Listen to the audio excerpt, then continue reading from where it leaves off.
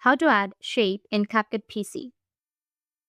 So if you want to add shape in your CapCut PC, then what you need to do is first you need to make sure that you have a stable internet connection.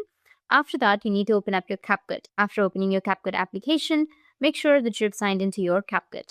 Go with confirm.